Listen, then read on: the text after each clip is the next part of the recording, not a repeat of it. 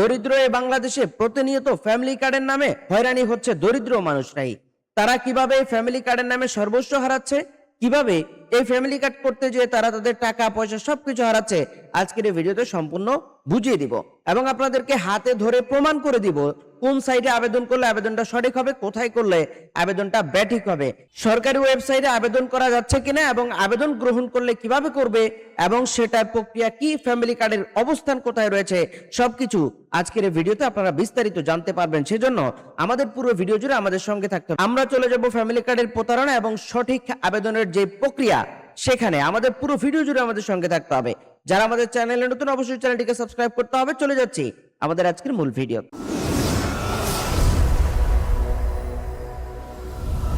আমরা সর্বপ্রথম যে কোনো একটি ব্রাউজারে চলে যাব। ব্রাউজারে আসার পরে আপনি জাস্ট এখান থেকে লিখবেন ফ্যামিলি কার্ড আবেদন।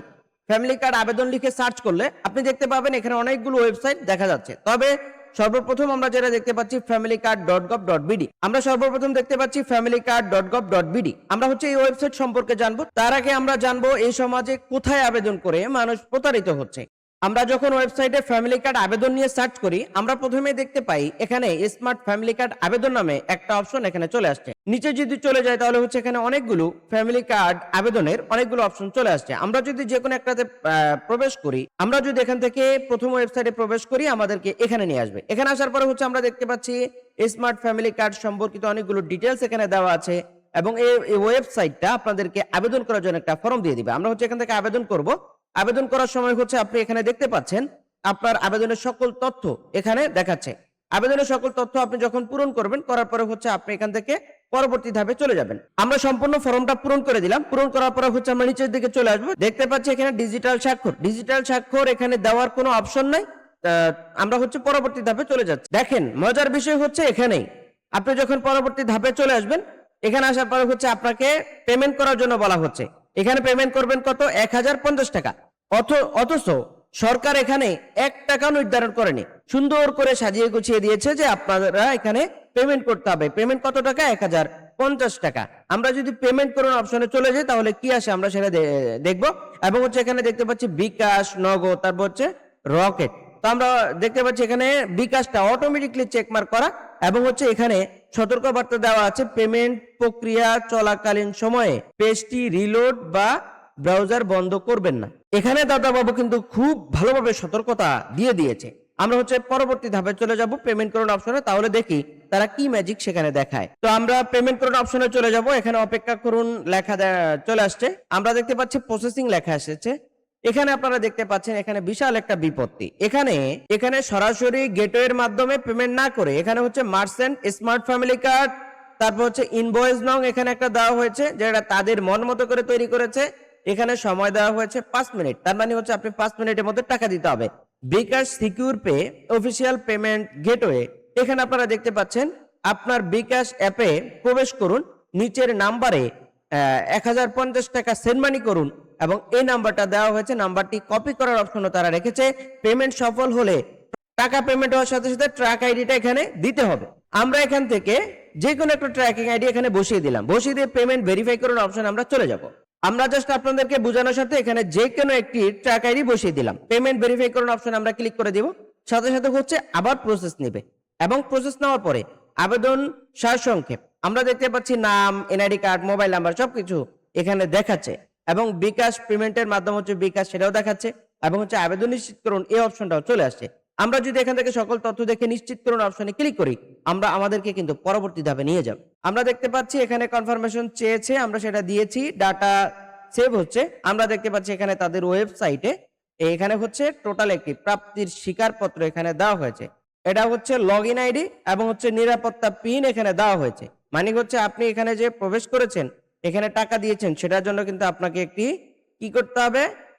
লগইন আইডি দিতে হবে এবং নিরাপত্তা পিন দিতে হবে। এটা সম্পূর্ণ তাদের নিজস্বভাবে তৈরি করা। এই জায়গাটাতে আপনারা যারা ফ্যামিলি কার্ডের আবেদন করবেন এবং এই ধরনের অসংখ্য সাইট রয়েছে, যে সাইটগুলোতে আপনারা এইভাবে আবেদন করলে টাকা নেওয়ার একটা প্রসেস থাকে এবং এখানে যদি আপনারা টাকাটা পেমেন্ট করেন, সাথে সাথে আপনার টাকাটা চলে যাবে, আপনার ফ্যামিলি কার্ড এবং আপনার সরকারি সহায়তা সকল কিছু উদা হয়ে যাবে। আপনার যদি ভাগ্য ভালো থাকে তাহলে আপনার বিকাশ, নগদ, রকেট যেখানে যেখানে আপনার টাকা পয়সা আছে সবকিছু আপনার দাদারা নিয়ে চলে যাবে। সেজন্য কি করতে হবে, এই জায়গাটাতে খুবই সাবধানতা অবলম্বন করতে হবে। আপনাদেরকে সরকারি সাইটটাও দেখিয়ে দিচ্ছি যে সাইটটাতে বর্তমানে আবেদন চালু রয়েছে কিনা। সেটাতে যদি চালু থাকে তাহলে হচ্ছে আপনারা আবেদন করতে পারবেন, আর যদি চালু না থাকে তাহলে হচ্ছে আবেদন করতে পারবেন না। তাহলে কথা থেকেই যায়, আমরা যদি আবেদন করতে নাই পারি তাহলে হচ্ছে আবেদন করার সঠিক নিয়ম কোনটি সেটা আমরা কোথায় পাবো। আমরা এখানে ফ্যামিলি কার্ড লিখে সার্চ করলাম, এখানে আমরা দেখতে পাচ্ছি familycard.gov.bd, তার মানে হচ্ছে এই ওয়েবসাইটটা একেবারেই সরকারি ওয়েবসাইট এবং এখানে হচ্ছে আপনারা আবেদন করতে পারেন। এখানে যদি আমরা ক্লিক করি তাহলে হচ্ছে আমাদেরকে সাথে সাথে এখানে নিয়ে আসবে। তবে বিশেষভাবে আপনাদেরকে মনে রাখতে হবে, আমাদের যে ওয়েবসাইটটা লঞ্চ করা হয়েছে ওই ওয়েবসাইটটি এখন পর্যন্ত আন্ডার কনস্ট্রাকশন, তার মানে হচ্ছে এখনো কাজ চলমান আছে। আমরা এখানে ঘুরে ফিরে অনেক জায়গায় দেখেছি, পুরো ওয়েবসাইট আমরা সার্চ করেছি, কোথাও আবেদন করার কোনো অপশন নেই। যেখানে আমরা আবেদন করার অপশন পেয়েছি সেখানে লেখা উঠেছে আন্ডার কনস্ট্রাকশন, এখনো কাজ চলমান আছে। ওয়েবসাইটটি আপডেট হলে তখন হচ্ছে আবেদন করা যাবে এবং সরকার থেকে যখন ঘোষণা দেওয়া হবে তখনও কিন্তু এই ফ্যামিলি কার্ডটি আপনারা করতে পারবেন।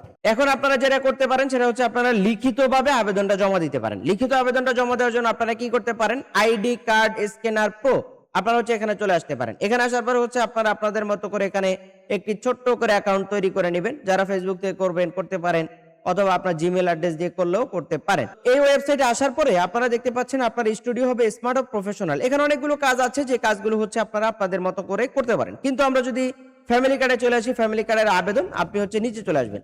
এখানে আসার পরে ওনারা জাস্ট একটা আপনাকে আবেদন ফর্ম পিডিএফ আকারে দিয়ে দিবে, যেটা আপনি চাইলে খুব সহজে জমা দিতে পারেন। আমরা হচ্ছে এখান থেকে দেখতে পাচ্ছি এখানে ওয়ার্ড নাম্বার, আমরা যে কোনো একটি আপনি হচ্ছে কোন মাধ্যমে প্রাপক নির্বাচন করতে হবে, আপনি কার কাছে আবেদনটা জমা দিবেন।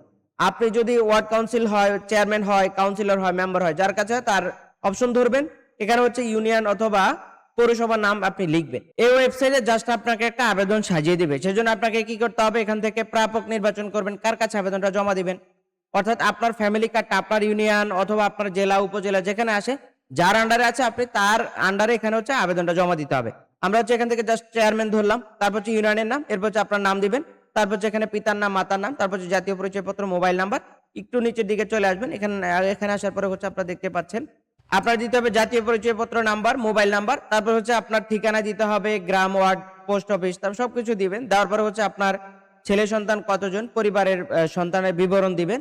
আবেদনটি রেডি হলে আপনি জাস্ট এখান থেকে পিডিএফ আপনি এখান থেকে ডাউনলোড করতে পারেন। তো পিডিএফ ডাউনলোড করার জন্য একটু প্রসেস হবে, প্রসেস হওয়ার সাথে সাথে পিডিএফ ডাউনলোড হয়ে যাবে। পিডিএফ আপনি যখন আবেদনটি ডাউনলোড করবেন, ফ্যামিলি কার্ড প্রাপ্তির আবেদন, তো আমরা এখানে দেখতে পাচ্ছি আবেদনটি সম্পূর্ণ সাজানো হয়েছে এবং হচ্ছে আপনার সকল তথ্যগুলো এখানে দেখা যাচ্ছে এবং নিচে হচ্ছে স্বাক্ষর, প্রাপক, ওয়ার্ড প্রতিনিধি, তারপর হচ্ছে আবেদনকারী স্বাক্ষর, আপনার স্বাক্ষরটা এখানে হবে এবং হচ্ছে এভাবে হচ্ছে আপনারা আবেদন করে, এভাবে হচ্ছে আপনারা আবেদন ফর্ম করে আপনার হচ্ছে সরাসরি জমা দিতে হবে। কিন্তু এখন পর্যন্ত কোনো ওয়েবসাইট আবেদন গ্রহণ করছে না, তার মানে হচ্ছে সরকারি ওয়েবসাইট ফ্যামিলি কার্ডের জন্য আবেদন গ্রহণ করছে না। আপনারা যারা অন্যান্য সাইটে আবেদন করে প্রতারিত হবেন সেই দায়ভার সরকার নেবে না। তবে আমরা সরকারি দপ্তরকে এটাও অবগত করব যে আপনারা এই সাইটগুলোর প্রতি এখনো নজর দিন। এখন পর্যন্ত নজর দেওয়ার সুযোগ আছে। অনেক মানুষ কিন্তু প্রচারণা চালিয়ে তারা কিন্তু ওয়েবসাইটে এই ধরনের টাকাগুলো নিয়ে যাচ্ছে, টাকা হাতিয়ে নিয়ে যাচ্ছে। এর থেকে আমাদের দরিদ্র দেশে দরিদ্র মানুষদেরকে বাঁচাতে হবে। তো আমরা চলে যাচ্ছি আজকের মতো, দেখা হচ্ছে আমাদের পরবর্তী কোনো ভিডিওতে। ভিডিও শেষ করার আগে আপনাদেরকে বলবো, আপনারা যারা দেশে অথবা বিদেশে চাকরির জন্য দক্ষতা উন্নয়ন সার্টিফিকেট গুলো গ্রহণ করতে চান, যেমন computer, electrical, electronics, house wiring, house keeping ইত্যাদি, এই ক্যাটাগরির প্রচুর কোর্স ওয়েবসাইটে দেওয়া আছে। কোর্সগুলো করে আপনারা অনলাইন ভেরিফাইড সার্টিফিকেট গুলো গ্রহণ করতে পারেন। সেজন্য স্ক্রিনে হোয়াটসঅ্যাপ নম্বর অথবা ওয়েবসাইট ভিজিট করতে পারেন। তো আজকের মতো বিদায় নিচ্ছি, দেখা হচ্ছে আমাদের পরবর্তী কোনো আপডেট ভিডিওতে। আসসালামু আলাইকুম।